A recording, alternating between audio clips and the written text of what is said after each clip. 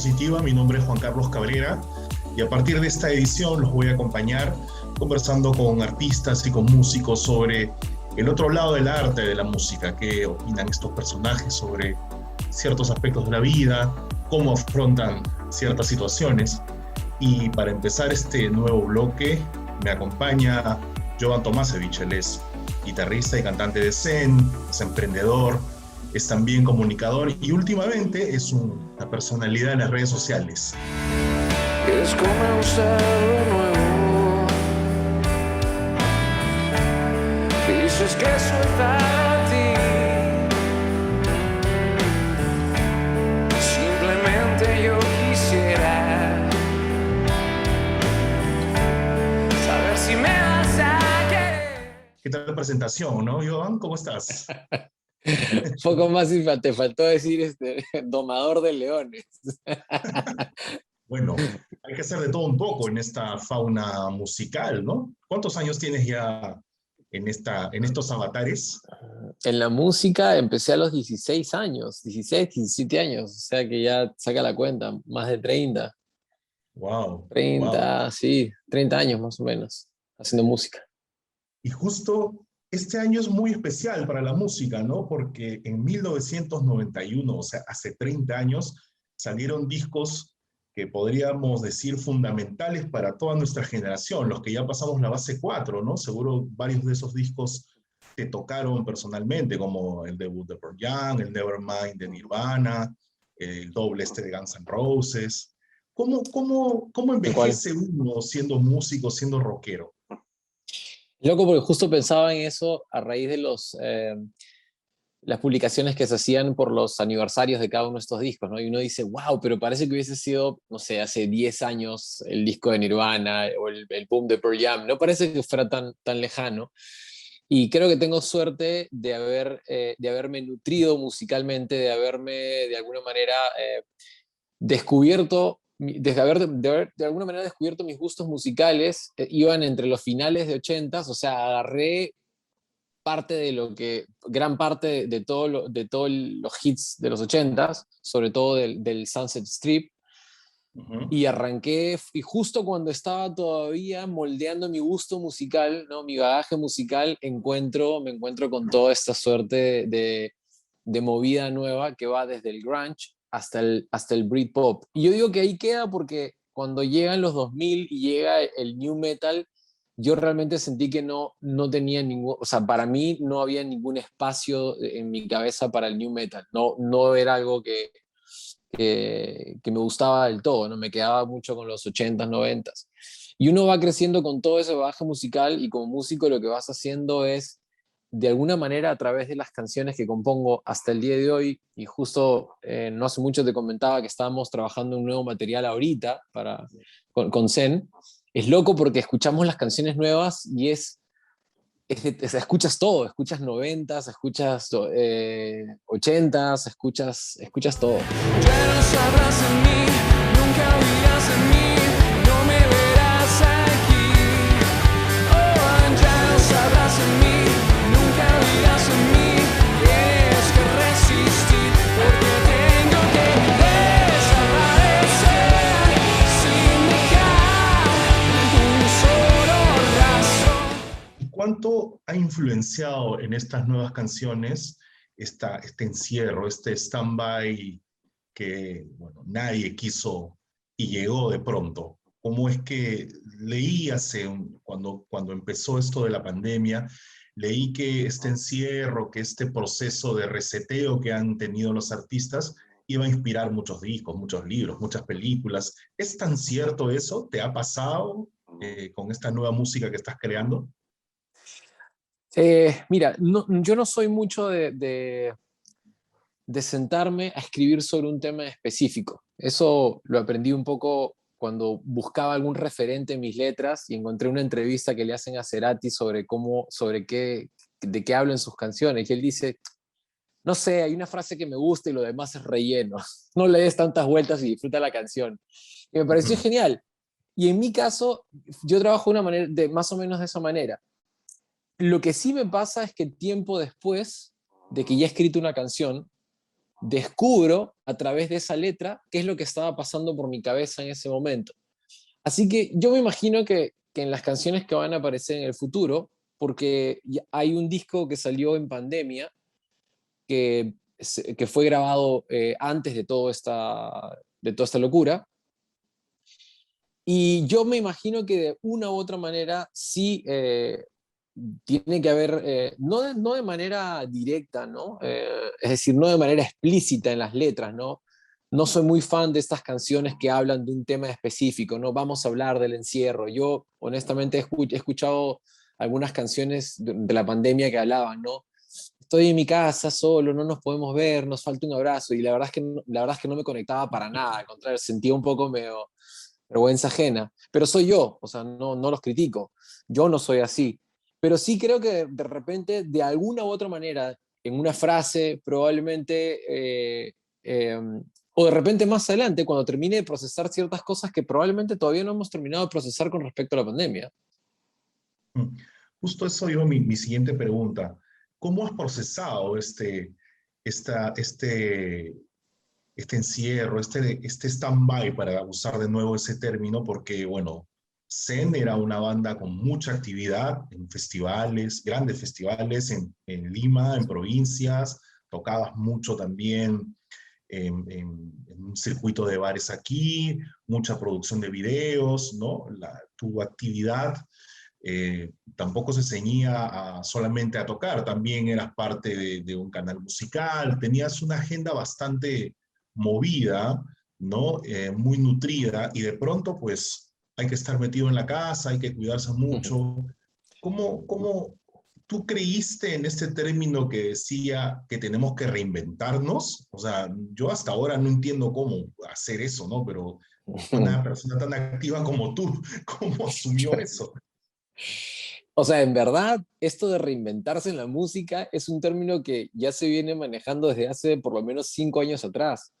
¿Y a qué voy con esto? Es decir, que la forma de consumir música de la gente ha cambiado por completo a través de las plataformas digitales. O sea, tú y yo, que somos melómanos, cuando escuchamos un disco, terminamos este disco y queremos más, y te vas y descubres otro artista y te vas moviendo rápido, en verdad. No es como antes que le dabas 1 mes, 2 meses al mismo disco. Ahora probablemente le das a 5, a 10 discos en 1 mes y les tienes dando vueltas. Y los consumidores nuevos, la gente más joven, olvídate, o sea, consumen un disco hoy día y mañana quieren saber qué más tienes. O sea, el ritmo, creo que ya se venía esto de un ritmo mucho más acelerado con el tema de las producciones y el tema de mantenerse vigente en el mundo de la música.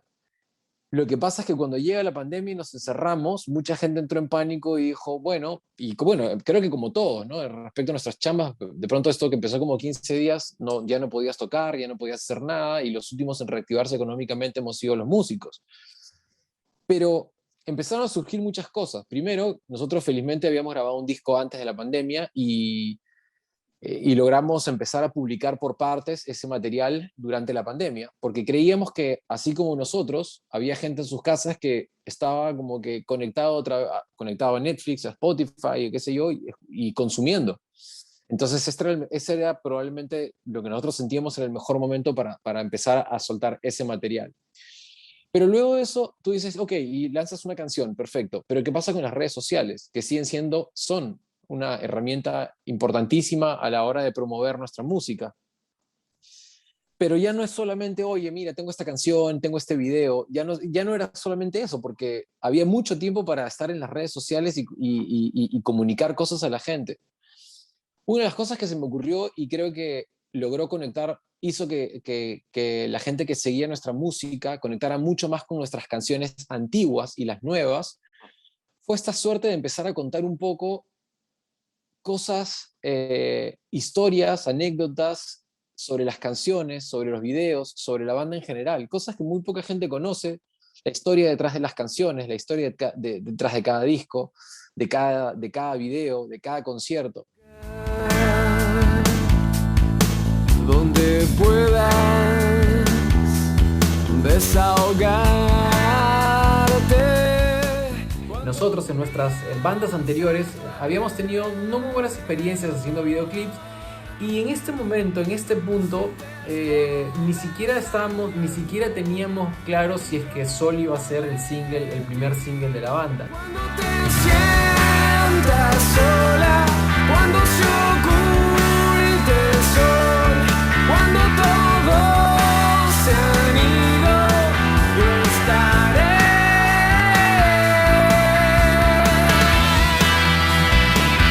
¿Y por qué surge esto?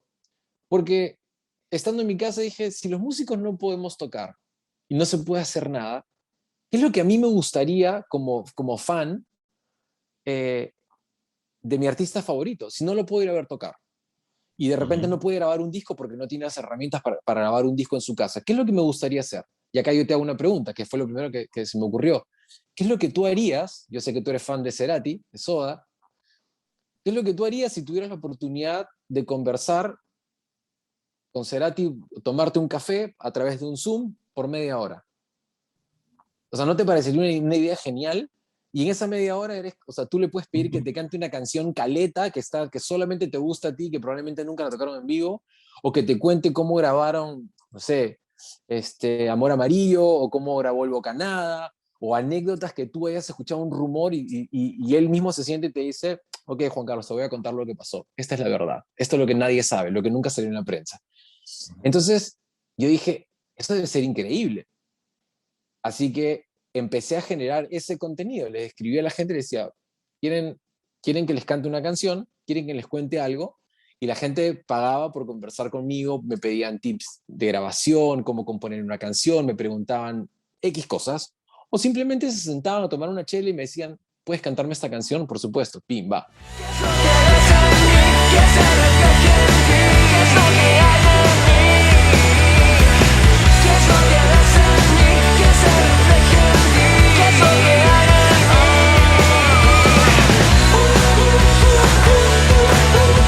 Pues me di cuenta que a la gente le encantaban las historias. Tu experiencia. Así es, así empezó con los conciertos. Yo lo llamé esto Backstage Pass, porque obviamente no lo podía hacer con toda la banda, lo tenía que hacer yo solo en la casa porque fueron meses sin vernos. Claro. Y a raíz de eso fue que me acordé que a raíz de mi experiencia en televisión, en radio, empecé un poco a interesarme en ser una especie de storyteller, que me gustaba contar la historia, ¿no?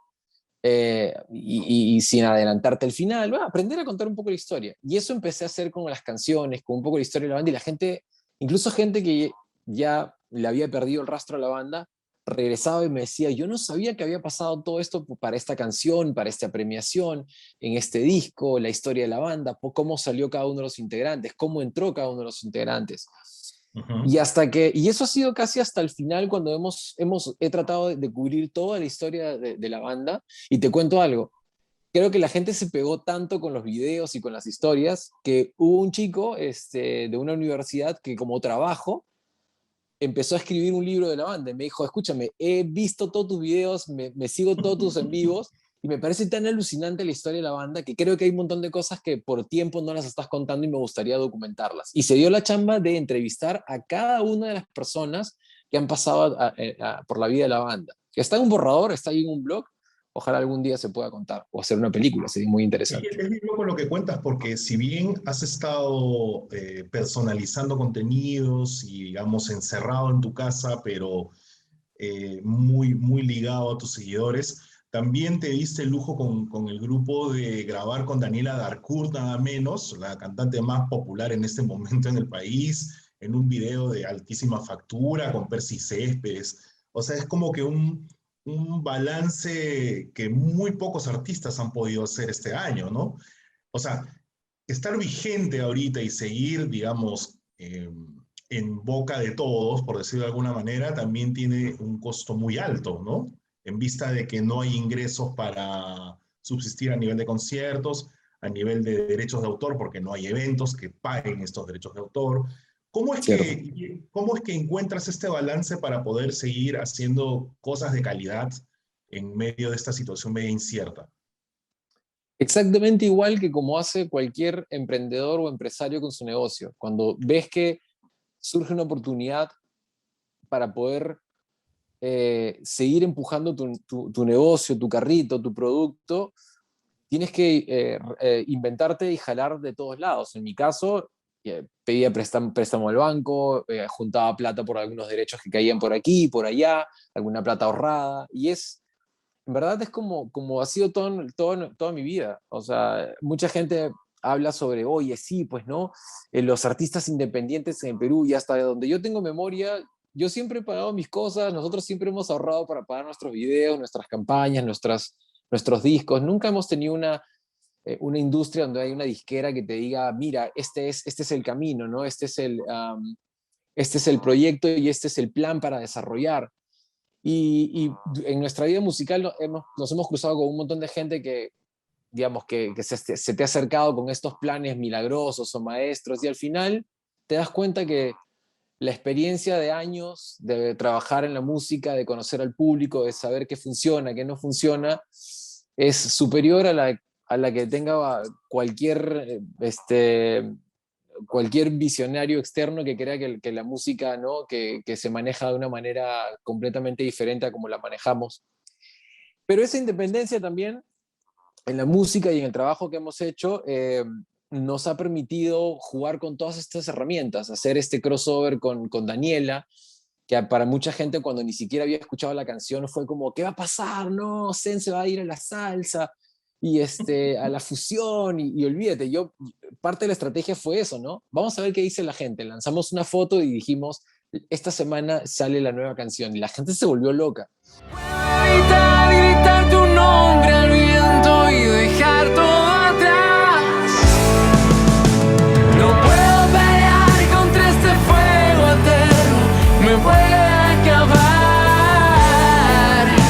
Y cuando el silencio se apodera de mí en este anochecer, cuando todos se vayan y esté frente a ti otra vez. Lo más paja para mí es que cuando estuvimos en el estudio grabando con Daniela, llegó Daniela, no había escuchado la canción, y con Manuel Garrido Leca, quien es el productor de esa canción, conversamos y dijimos, bueno, hay que hablar con ella para darle un approach de cuál es nuestra visión musical, ¿no? Para la canción. Entonces, le escuchamos con ella en el estudio, le dimos una vuelta a la canción, y justo cuando le íbamos a hablar, le íbamos a decir, mira, tenemos esta idea, ella nos dijo, ya entendí, tiene una onda bien a las canciones de los primeros discos de Aerosmith, ¿no? Esos power ballads. Entonces nosotros fue como, oh, aguanta. Y era cierto. O sea, Aerosmith, Elton John fueron grandes influencias o grandes referentes a la hora de producir esta canción. Entonces cuando Daniela nos sale con eso, era como, no tenemos nada que decirte, entra y canta lo que te salga.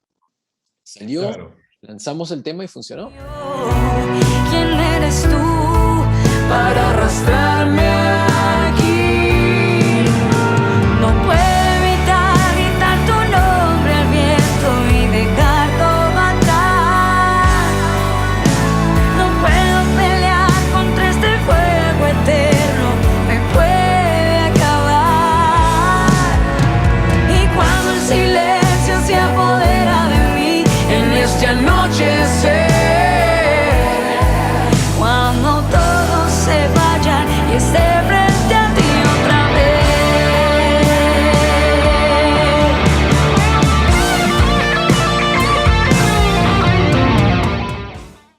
Sí, fue increíble, ¿no? Porque además aquí el ser rockero está un poco estigmatizado, ¿no? Y como que romper moldes no está permitido y todo el mundo se escandaliza, wow.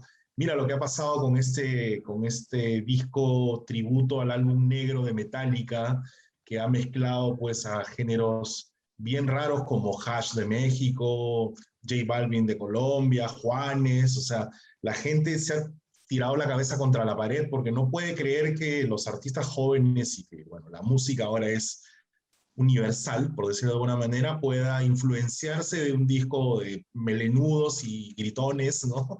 Porque está prohibido, ¿no? Un poco raro todo lo que pasa a veces.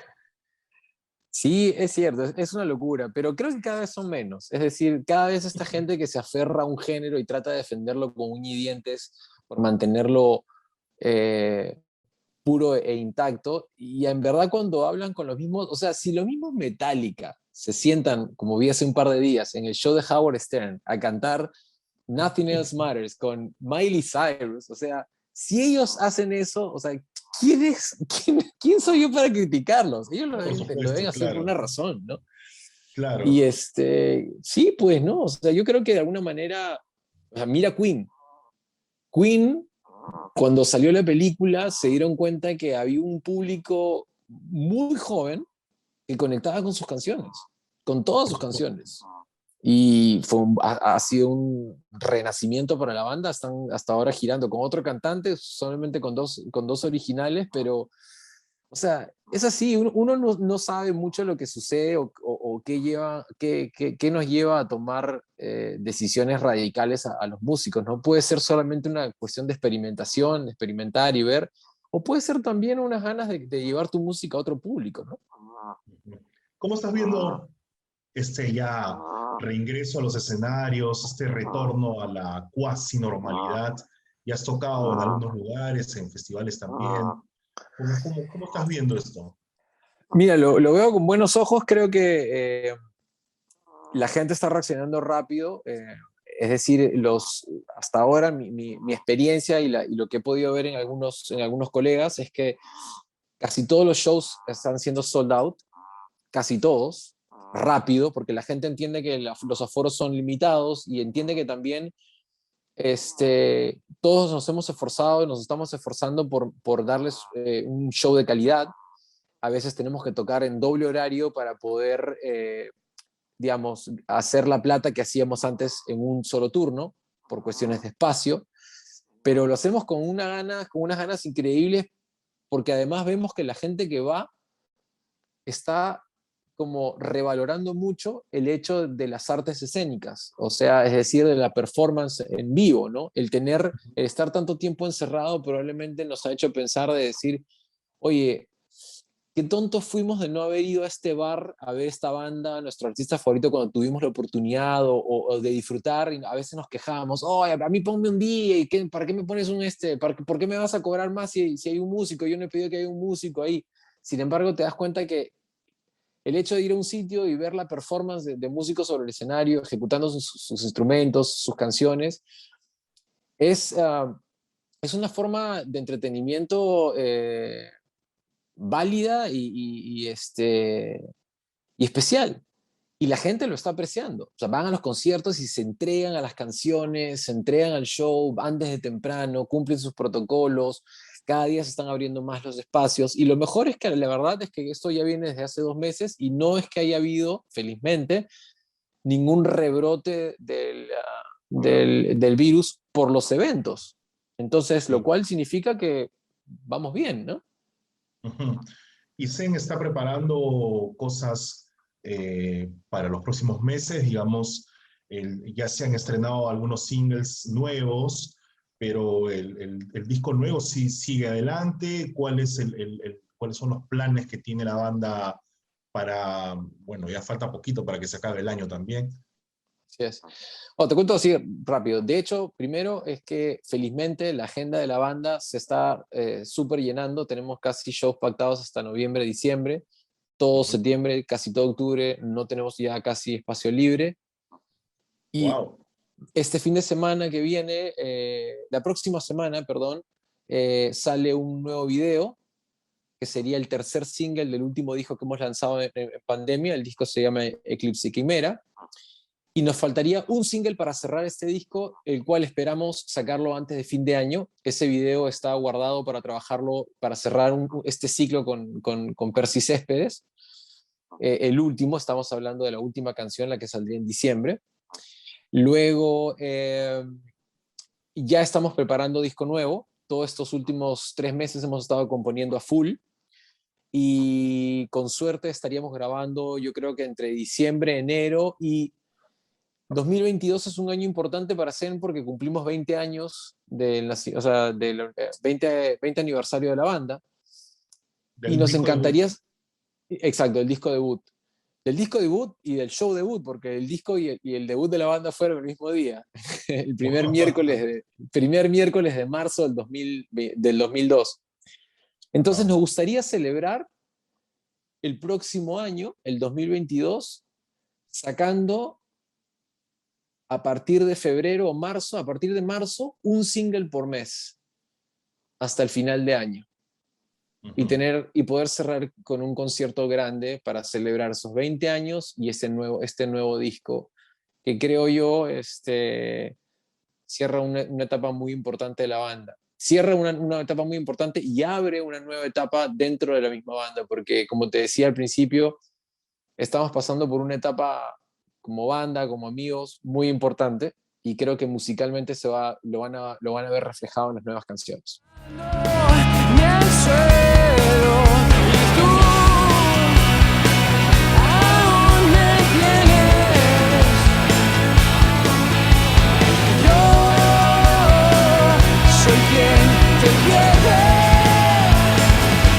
Qué interesante lo que me cuentas, sobre todo el tema de la unión, porque mantenerse juntos durante tanto tiempo es bien complejo, quizás más complejo que tener un matrimonio, ¿no? Aguantar tantas personalidades distintas. Bueno, de hecho, Zen ha cambiado por ahí un par de integrantes a lo largo de su trayectoria, incluso más, ¿no? Han tenido 3 Un bateristas, si no me par, equivoco, no, ¿no? 3 bateristas. Bueno, con Hans sería el tercero, sí, tienes razón. Claro, claro, bueno, Sí. bueno, el tándem Marambio que te acompaña hace muchísimo tiempo ya. Pero ya un poco para cerrar la entrevista, yo quería hablar sobre un tema muy importante y el cual yo siempre he alabado y siempre te he felicitado por ello, es la forma en cómo has asumido tú la importancia de las redes sociales en estos últimos meses, que no solamente hemos tenido pandemia, sino muchos conflictos sociales en el Perú. Hemos tenido elecciones, hemos tenido denuncias por todos lados. Y de hecho, una de las personalidades artísticas que siempre ha tenido algo que decir de forma muy inteligente ha sido tú. ¿Cómo es que asumes tu rol de líder de opinión? No sé si te consideras uno. Y cómo es que tú prendes el celular o la computadora, empiezas a tuitear o posteas cosas en tus redes y dices, bueno, yo tengo que dar mi punto de vista. Y lo que yo más rescato de eso es que tú no sueles ser polémico, ni eres hater, ni eres troll, simplemente que asumas una posición bastante interesante porque puedes llegar a los dos bandos, ¿no? Entonces, eso me parece bastante inteligente de tu parte. ¿Cómo es que descubres en las redes sociales eh, el canal para hacer llegar tu voz? Creo que durante esta pandemia, y lo escribí en algún momento, en el Perú se ha disparado mucho todo el tema de los fake news. Y los fake news, la verdad, puede ser hasta mucho más peligroso que la pandemia. Es más peligroso que la pandemia porque mueve gente, mueve miedos, mueve cosas a base de la desinformación. Entonces, lo primero que hice fue, dado que soy una persona que trata de buscar respuestas y contenidos en diferentes sitios, sobre todo en Internet, pero trato de buscar fuentes fidedignas, me puse a pensar y dije, ok, tengo que poner un grano de arena para empezar para todas estas corridas de fake news, porque lo veo en mi familia, porque lo veo en mis amigos y veo veo un problema enorme, o sea, veo un terror enorme, veo lo que causa la desinformación, ¿no? Y es muy peligrosa. Entonces, ese fue mi primer acercamiento. Luego, además de los fake news, en el Perú hay un tema de manipulación de información terrible. O sea, ya ni siquiera de fake news, sino de la manipulación de la información. Y eso estamos hablando, corre mucho en general, pero lo hemos visto de manera más cruda en el tema político en los últimos meses. Entonces, yo creo que si bien no soy un músico digamos, que escribe sobre política, ¿no? Que escribe con letras sociales y qué sé yo, pero sí tengo un punto de vista y sí estoy pendiente de lo que pasa en el país y sí estoy, como decías tú, ¿no? Pongo digo lo que pienso y a veces le cae a ambos bandos. Por eso es que a veces, al estar ahí y ser directo en ese sentido, a veces te consideran aliado de uno o te consideran aliado del otro, dependiendo de lo que hayas dicho, ¿no? Es bien complicado porque nuestro país en verdad es que a veces uno se agarra la cabeza y dice, ¿qué pasa? ¿Qué pasa con los peruanos? ¿Por qué somos tan masoquistas y nos gusta tropezar siempre con las mismas piedras, ¿no? Pero así es, creo que hay un público, no me considero un líder de opinión, pero sí considero que hay un público que me sigue y que si de alguna manera puedo aportar para que puedan informarse o para que simplemente sembrarles el bicho de querer saber un poco más o de querer informarse más, si lo puedo hacer, bienvenido. Y lo hago. Y de hecho, a veces me cae con palo, a veces me aplauden, pero no tengo que decirlo. Oye, Iván, siempre un gusto hablar contigo y espero ver pronto ese video de Percy. El que va a salir ahorita no es de Percy, el que va a salir ahorita es de Carajo Films, que es uno que hicimos no hace mucho. Te decía el de Percy porque con Percy queríamos cerrar una trilogía. Con Percy grabamos el video con Daniela, el primer video con Fusión, y hay una canción que él mismo me dijo, esta canción yo quiero hacer el video, y con eso cerramos esta trilogía de este año, ¿no? Percy es una persona muy importante para la banda porque fue el primer videasta que se acercó y con el que empezamos a chambear cuando nadie apostaba por nosotros, ¿no? Así que, y con él cerraríamos el ciclo de este disco. Ese video todavía no se ha grabado, se va a grabar más adelante. Perfecto, Iván. Muchas gracias, muchos éxitos en lo que viene con Zen, en tus proyectos personales también. Gracias. Y parte de Mirada Positiva, muchas gracias por esa entrevista. Yo les recuerdo, amigos, que pueden seguirnos a través de Mirada Positiva Perú en YouTube. Entra y síguenos ahí, y también en nuestras cuentas de Instagram, Facebook, LinkedIn y TikTok. Gracias, Iván. Siempre un placer. Cuídate mucho. Un abrazo para todos. Adiós.